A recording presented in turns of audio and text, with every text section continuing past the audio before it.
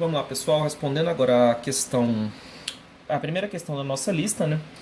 M é um número inteiro divisível por 3 e N é um número inteiro divisível por 5. Então, M mais N é divisível por 15. Pessoal, nós temos que prestar bastante atenção nessa questão, que essa questão aqui é um pouco assim confusa, né? Ela pode gerar uma dubiedade de interpretações. Vamos pensar o seguinte. Como ele não falou o valor, você pode propor um valor qualquer. M igual a 6 e N igual a 10. É inteiro e é divisível por 3 o M. O N é inteiro e divisível por 5.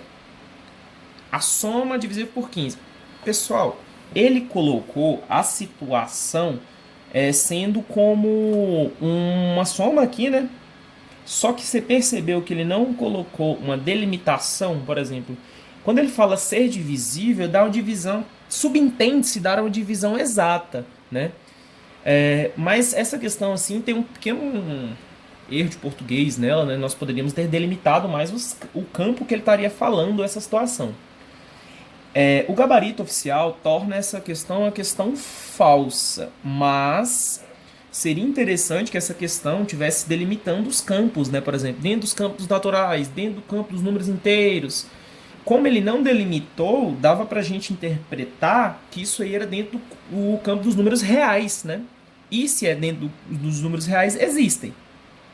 Essa divisão é uma divisão pertinente, existe. Ela dá até uma dízima periódica composta. Porém, o gabarito oficial justificou que não é divisível. Era interessante que essa questão tivesse delimitado melhor, né, esta situação. Segunda questão do tópico 7. O quadrado de um inteiro divisível por 7 é também divisível por 7. A situação é a mesma, pessoal. Perceba que ele não colocou para você quais são esses valores. Você vai colocar qualquer valor que você quiser. Pensa o seguinte. Esta situação justifica primeiro. Ó, se o quadrado de um número inteiro divisível por 7 é também divisível por 7, pensa o seguinte. Número inteiro divisível por 7. Justificamos a primeira parte. Isso aqui é verdade e acontece. O quadrado deste mesmo número, ó, vamos fazer o que ele está falando. Então, 14 ao quadrado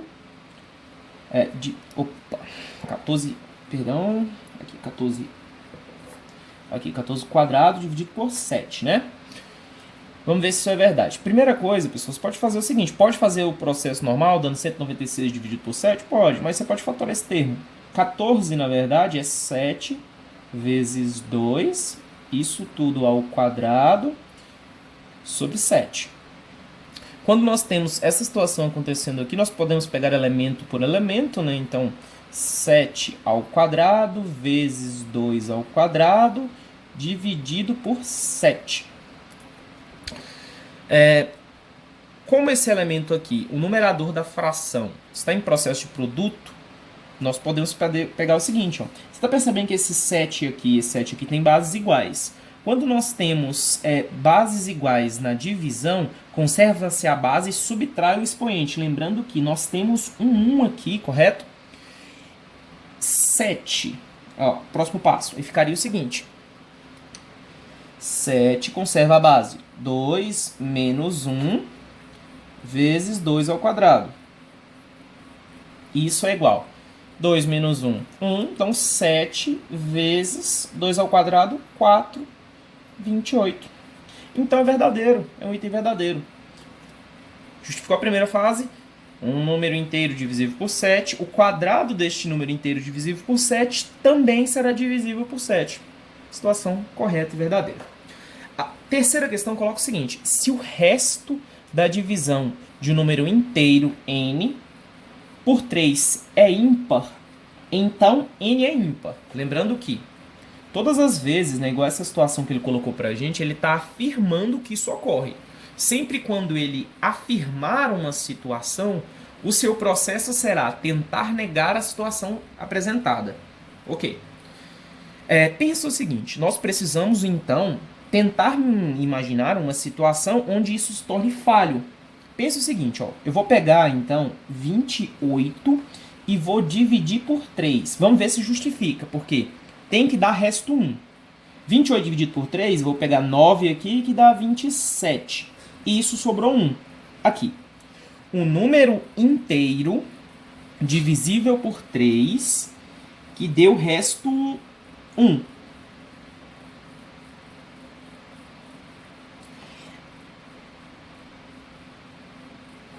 Pensa o seguinte, o resto da divisão é um número ímpar, igual ele está falando, ó, a questão. Se o resto da divisão de um número inteiro n por 3 é ímpar, resto de divisão 1 ímpar. Então, n, que é o número que está sendo dividido, é ímpar, falso.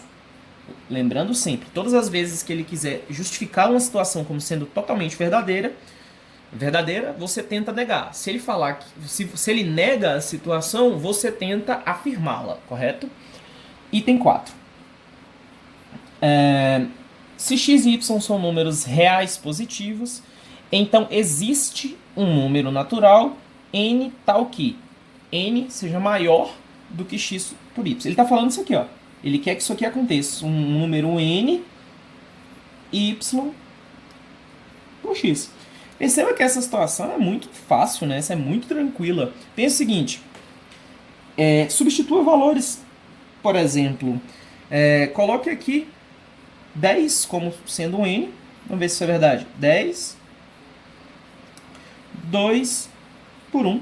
2 dividido por 1, 2. 10 é maior que 2? Correto. Como ele colocou existe, ele não falou todos, é uma situação verdadeira. Com certeza existe. Quinto item. Ele vai colocar o seguinte. Se x é um número real positivo, então x ao quadrado é maior do que x? Vamos lá. Olha o jeito que ele colocou a questão. Se x é um número real, então, números reais está englobado os naturais, os inteiros, os racionais, os irracionais. Aliás, maior do que zero não. Ele colocou assim, perdão, x ao quadrado maior do que x, né? Não é zero aqui não. Ele colocou essa situação aqui. Como ele delimitou o campo de atuação, os números reais, você vai estar percebendo a seguinte situação. Nós temos que imaginar, e ele falou que é verdade, então você vai tentar negar. Pensa o seguinte, ó, nós precisamos imaginar uma coisa que possa negar essa situação.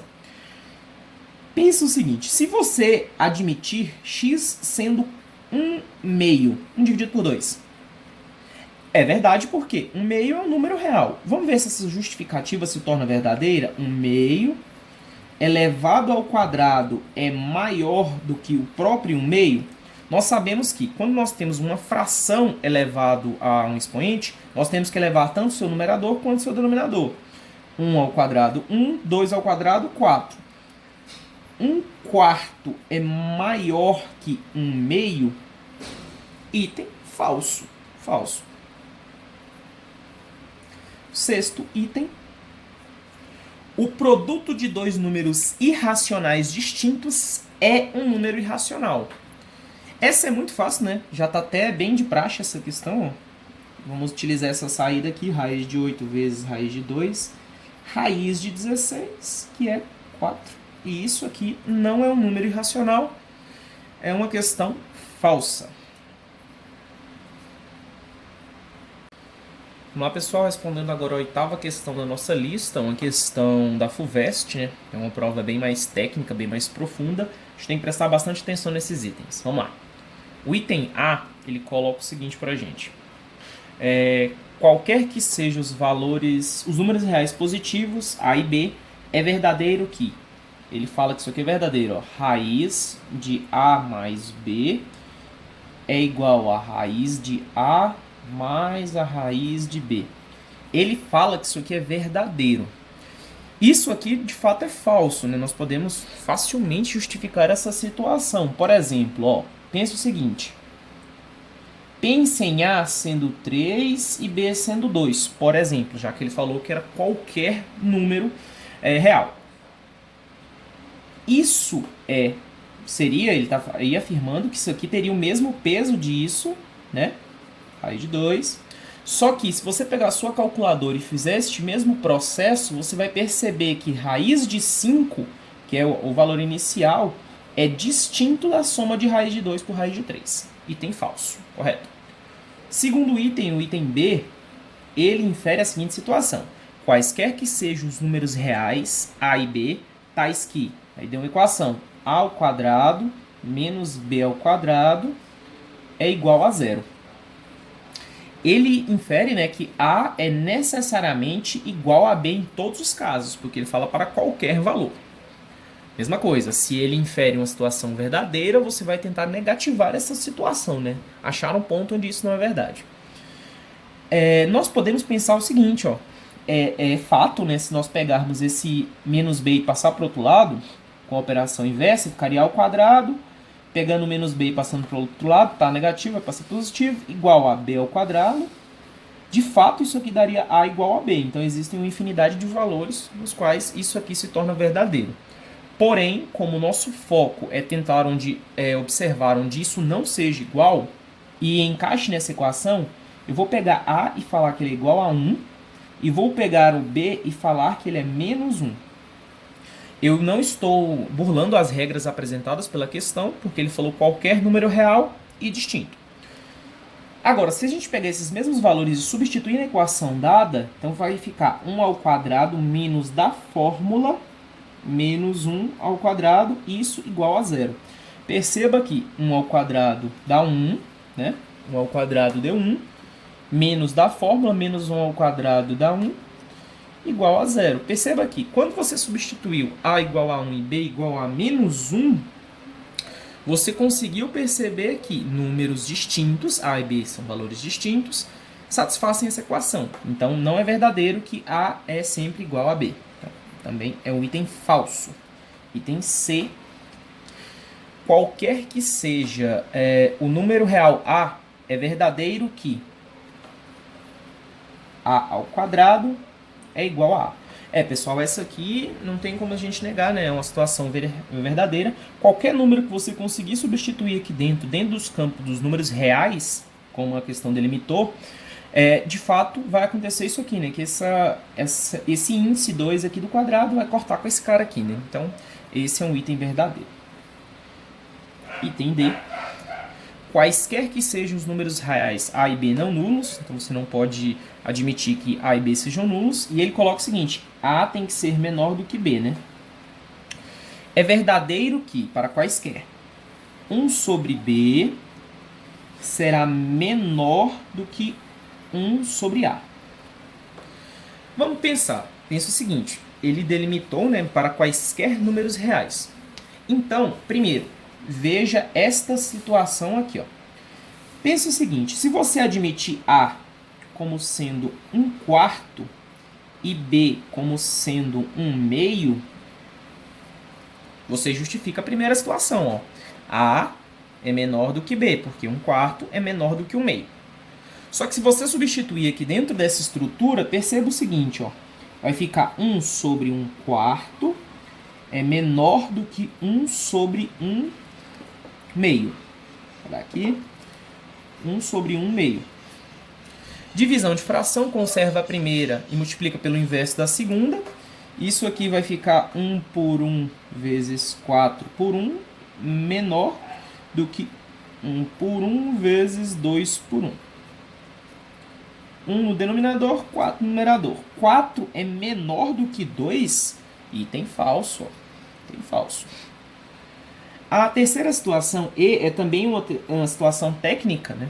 Ele coloca o seguinte, primeiro requisito, ele fala dentro do campo dos números reais, e observa o seguinte, ó, 0, A e 1.